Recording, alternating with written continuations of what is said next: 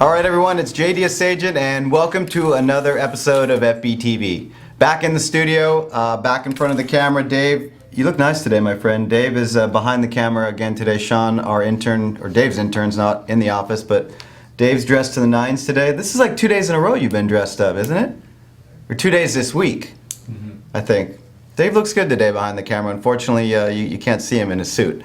So today we're going to talk a little bit more about marketing, actually, and I thought last couple of weeks we've been talking about layout and design, which is an important topic, but you don't have anything to lay out or design unless you market for deals. And I'm going to pull an idea, a theme, a thread, some things that have been on my mind from something that just happened today. Every Wednesday, and the day that we're recording this particular show is a Wednesday, every Wednesday in the CTO's office right out here, we have our marketing meeting. And we sit down and we go over the marketing that we're doing, the tracking, the follow-up, the leads that are generated, the cost per lead. And so I thought, and it was interesting as we were going through our meeting, during that meeting, Stan got 2 calls during that 45-minute meeting. He got 2 calls from sellers, from direct sellers.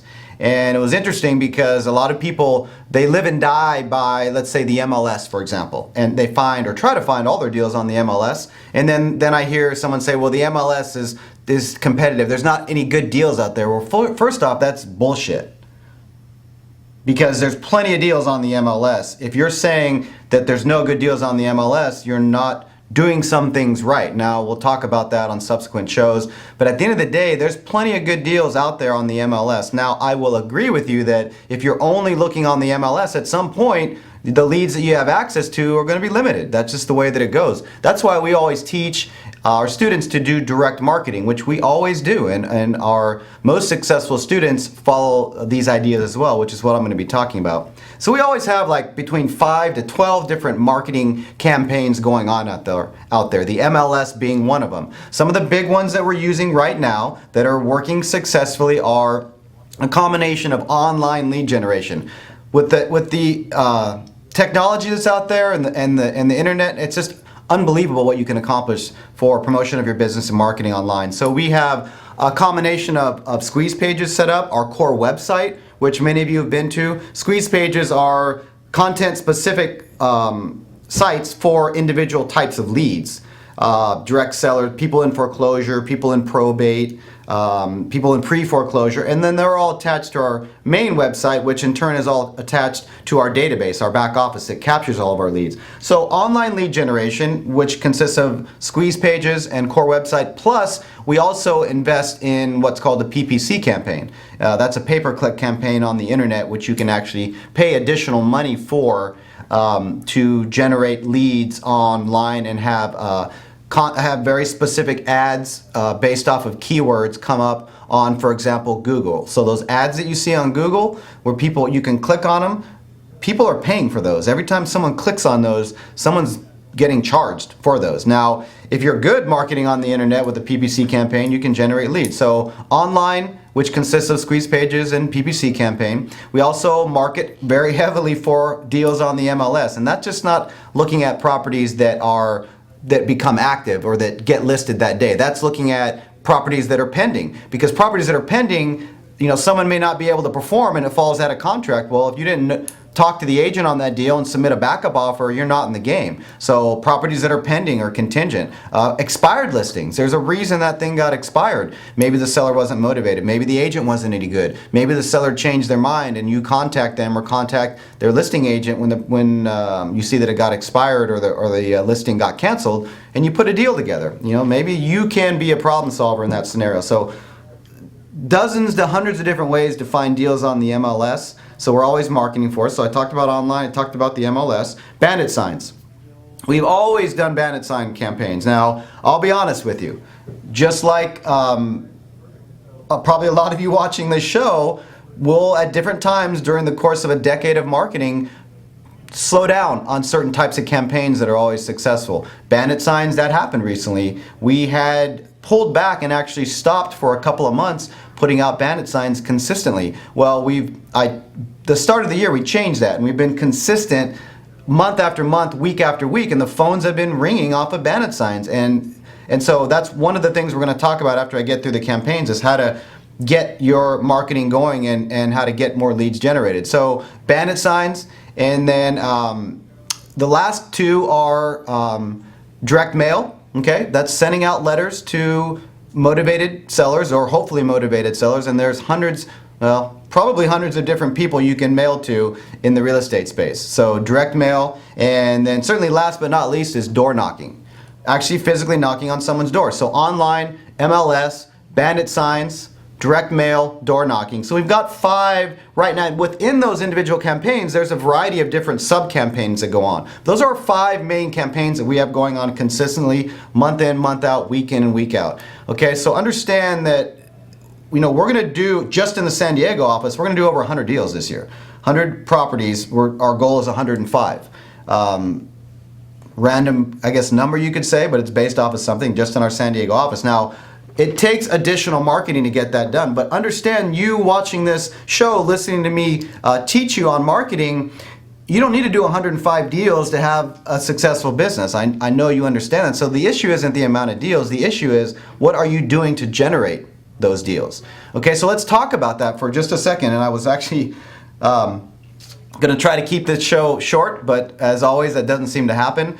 But I want to get some of this content out because I've been asked a lot, or I've been told a lot lately, not asked, told a lot lately that there's no good deals out there. Well, ladies and gentlemen, that's not the case. You just got to know where to find them. So those are the big campaigns that are going on right now. But let's talk about some things actually in our next section of the show, which is deal or no deal, that make marketing successful. So our next section we're going to get into is deal or no deal.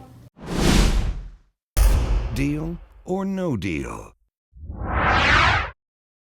All right, so deal or no deal is, let's talk about the success traits, principles, concepts that make someone successful when they market. Well, there are marketing gurus out there that you can learn from. My business partner, Than, who many of you have met, is the best marketer that I personally know. And he's learned from the best of the best. One of the people that generally considered very, very excellent in marketing and teaching it is a person named Dan Kennedy. Probably many of you have heard of, and he's got a lot of different things you can learn about. But one of the things that he talks about is I think it's market, message, media. It's like his 3 kind of pillars, so to speak. Market, message, media. Market is, for example, who you're going to market to. What type of lead are you marketing to, and understanding that. Message is, well, what is your message? So it's the what, okay? And last but not least is media, meaning how are you marketing to that person? How are you marketing to those people? So that's a concept that Dan Kennedy talks about. It's very powerful. So it's market, message, media, who, what, how. Okay? Now, so that's an important thing to understand when you're marketing. Now, taking that a step further, we're talking about deal or no deal, and what makes marketers successful in any industry are some additional core factors. Consistency, follow-up, and tracking. Consistency, follow-up, and tracking. The best marketers in any industry are consistent with their marketing. Bottom line. Secondly, they follow up. Okay, they follow up on their leads, meaning that they have a system for following up, and then that goes into our third component, which is tracking. So the best marketers, they are consistent. They track their leads. They have a place for their leads to go, whether it's them taking their calls live, or whether it's using technology in a database, which we use in our back office and many of our students use as well, specifically our Mastery students who use the Mastery back office to track their leads, because it makes it easier. So consistency, follow-up, and tracking. Now, I'll ask a question to everyone watching the show this week. How many of you have ever spent money on something and then spent money on something to generate an opportunity or a lead, and then missed a follow-up somewhere? Well, if you're being honest with yourself, you probably everyone that spent money to generate some kind of opportunity. And let's take that to real estate. How many people watching the show have spent money or made an investment in, let's say, direct mail, and then because they didn't have any tracking system set up, lost 1 or 2 opportunities because they missed a phone call and never got back in touch with that person? Or a person, they generated a lead on their website, but when they went to follow up with that person, they could never get a hold of them. Then life took hold and they never got in contact with that person.